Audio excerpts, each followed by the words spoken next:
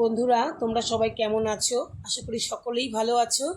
সঞ্চিতা সহজ রেসিপি চ্যানেলে তোমাদেরকে সকলকে স্বাগত জানিয়ে আজকে ছোট মাছের গায়ে গায়ে ঝোলের একটা রেসিপি নিয়ে তোমাদের সামনে চলে এলাম।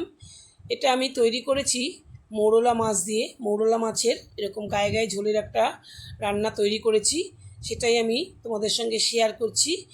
আর এটা খেতে তো জানোই কি দুর্দান্ত তৈরি হয়, গরম ভাতের সঙ্গে ভীষণই ভালো লাগে খেতে। তো আমি এই মাছটা একেবারে কিভাবে কেটে ধুয়ে পরিষ্কার করে রান্না করলাম সেটাই তোমাদের সঙ্গে শেয়ার করছি। ছোট মাছ কিন্তু সবসময় এরকম বাজার থেকে কেটেও দেয় না। তো আমরা বাড়িতে এই ছোট মাছগুলো কেমন হাত দিয়েই কেটে নেই। দেখো বন্ধুরা, তোমরা আমি কিন্তু যারা একদম পারে না, নতুন রাঁধুনি, তাদের জন্যই দেখাচ্ছি। তোমরা যারা সবসময় রান্না করো তারা তো জানোই কীভাবে কাটতে হয়। এখানে মাছের কানকোগুলোকে একটু ফেলে দিয়ে তারপরে পেটটা সামান্য একটু চাপ দিয়ে পেটটা গেলে পিঠের কাঁটাটাকে ফেলে লেজটাকে একটুখানি ছিঁড়ে দিলেই হয়ে যাবে। এটা কিন্তু হাত দিয়েই একদম করে নেওয়া যায়, এটার জন্য বটির প্রয়োজন হয় না। আর এই মাছের গায়ে খুব সামান্য আঁশ থাকে, সেই আঁশগুলো ওই যখন ধুয়ে নেওয়া হয় কয়েকবার ধোয়ার সময় কিন্তু ওগুলো বেরিয়ে যায়। ওগুলো কোনো সময় তো আর এই একদম ছোট ছোট আঁশ থাকে ওগুলো দেখো আমি খুব ভালো করে ধুয়ে নিয়েছি। এগুলো নুন দিয়ে চটকে ধুয়ে নিয়েছি। আমি সব মাছই আমি নুন দিয়ে ধুই, নুন দিয়ে চটকে নিয়ে একদম গা পরিষ্কার হয়ে গেছে। ওই নুনেই কিন্তু গায়ের আঁশগুলো পরিষ্কার হয়ে গেছে। আর একদম মাছগুলো একদম পরিষ্কার করে ধুয়ে একদম জল ঝরিয়ে নিয়েছি। এবার আমি মাছগুলোকে নুন, হলুদ আর সর্ষের তেল দিয়ে আমি খুব ভালো করে মাখিয়ে নেব। বন্ধুরা, তোমরা কিন্তু রেসিপিটা যারা দেখছো, ভালো লাগলে কিন্তু তোমরা অবশ্যই লাইক কমেন্ট করো। নতুন বন্ধু তোমরা যদি দেখে থাকো, তোমরা কিন্তু সাবস্ক্রাইব করে পাশে থেকো। অবশ্যই বেল বাটনটা অন করে রাখবে, তাহলে কিন্তু যে রেসিপি আমি দেব সব কিন্তু তোমাদের ফোনে নোটিফিকেশান চলে যাবে। এখানে দেখো আমি বেগুন নিয়েছি আর পেঁয়াজ নিয়েছি। এই বেগুন দিয়েই আমি আজকে মাছের এই ঝোলের রেসিপিটা তৈরি করব। বেগুনগুলোকে একটা আমি ছোটো সাইজের বেগুন নিয়েছি। বেগুনটাকে আমি এরকম টুকরো টুকরো করে একটু লম্বা করে কেটে নিচ্ছি। আমি এরপরেও বেগুনটাকে আরেকটু সরু করে কেটেছি, পরে সেটা আমার আর দেখানো হয়নি। এরপরে আমি বেগুনটাকে একটু ভিজিয়ে রাখবো জলে। যতক্ষণ মাছটা আমি ভাজতে থাকবো ততক্ষণ বেগুনটা একটু জলে ভিজিয়ে রাখবো, আর পেঁয়াজটাও কুচিয়ে নেব। এবার দেখো কড়াইতে আমি সর্ষের তেল গরম করে মাছগুলোকে আমি ভেজে নিচ্ছি। যেহেতু আমি একটু ঝোল তৈরি করব মাছের, এখানে মোরলা মাছটা একদম ছোট নয়, একটু বড় বড় সাইজের আছে, তাই আমি এটাকে ঝোল তৈরি করছি। তাই একটু মাছটা একটু কড়া করেই ভাজবো। এমনি যদি ঝাল তৈরি করা হতো তাহলে কিন্তু মাছটার সঙ্গে বেশি জল না দিতে হতো, সেক্ষেত্রে আমি অতটা ভাজতাম না। তাই একটু ভেজে নিলাম। অন্য সময় ছোটো মাছে যতটা ভাজি তার থেকে একটু বেশি ভেজে নিলাম আমি মাছগুলোকে। দুটো ব্যাচে আমার ভাজা হয়ে গেছে মাছগুলো। এবার কড়াইতে আমি আরেকটু তেল দিয়ে দিলাম। দিয়ে আমি প্রথমে বেগুনগুলো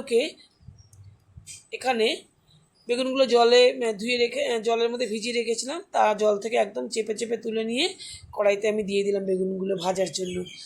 এর মধ্যে আমি সামান্য নুন দিয়ে দেব, তাহলে কি বেগুনটা একটু নরম হয়ে যাবে। আর এমন পর্যায়ে আমি ভাজবো, একেবারে গলিয়ে ফেলবো না, যাতে একটু নরম হয় কিন্তু একটু গোটা গোটা থাকে, কারণ আমি আবার ঝোলের মধ্যে দিয়ে তো তখন ফোটাবো একটু। তো আমি বেগুনটাকে একটু লালচে লালচে করব, এরকম অবস্থাতে আমি নামিয়ে নেব, যাতে একটু নরমও হয় আবার গলেও না যায়। এইরকম অবস্থাতে বেগুনটাকে আমি নামিয়ে নেব ভেজে। ছোটো মাছ খেতে বন্ধুরা সকলেরই কিন্তু ভালো লাগে, অনেক সময় কাটার জন্য খাওয়া হয়ে ওঠে না। তবে তোমরা এরকমভাবে যদি কেটে নাও খুব সহজে কিন্তু তাড়াতাড়ি কাটা হয়ে যাবে আমার মনে হয়। কড়াইতে এবার আমি একটু তেল দিয়ে নিলাম। তেলটাকে কিন্তু গরম করে নিয়েছি। এবার আমি ফোড়নে দিয়ে দেব হাফ চামচ কালো জিরে। এই মোরলা মাছে কালো জিরে ফোড়ন আর কাঁচা লঙ্কা ফোড়ন কিন্তু দুর্দান্ত একটা সুগন্ধ আসে। কাঁচা লঙ্কা আর কালো জিরে আমি ফোড়নে দিয়ে দিলাম। এবার দিয়ে দেবো 3টে যে পেঁয়াজ কুচিয়ে রেখেছিলাম, পেঁয়াজ 3টে দিয়ে দেবো। এখানে আমি বন্ধুরা রসুন ব্যবহার করলাম না, তোমরা যদি চাইলে তোমরা এখানে রসুন ফোড়ন দিতে পারো, সেটাতেও ভালো লাগবে। আমি শুধু পেঁয়াজটাই খুব ভালো করে আমি এখানে ভেজে নেব, কারণ এখানে পেঁয়াজটা খুব ভালো করে ভাজার দরকার আছে। পেঁয়াজের যে মিষ্টি গন্ধ খুব ভালো করে ভাজলে তবে পাওয়া যাবে। পেঁয়াজটা খুব লাল লাল করে ভেজে নিয়েছি। এবার কিছুটা শুকনো মশলা এর মধ্যে দেব, একটু ধনে, একটু দিলাম জিরের গুঁড়ো, একটু ধনের গুঁড়ো, একটু জিরের গুঁড়ো, একটু দিয়েছি আদা কুড়িয়ে নিয়েছিলাম, গ্রেট করে নিয়েছিলাম সেই আদা, একটু দিলাম হলুদ, আর দেব পরিমাণ মতো নুন, আর দেব কাশ্মীরি লঙ্কার গুঁড়ো একটু কালারের জন্য। আর বন্ধুরা, আমার ঘরে টমেটোটা নেই জন্য টমেটো দিতে পারলাম না, তোমরা কিন্তু এখানে টমেটোটা থাকলে দিও, কারণ টমেটোটা দিলে পরে খেতে খুব সুন্দর হয় ছোটো মাছে।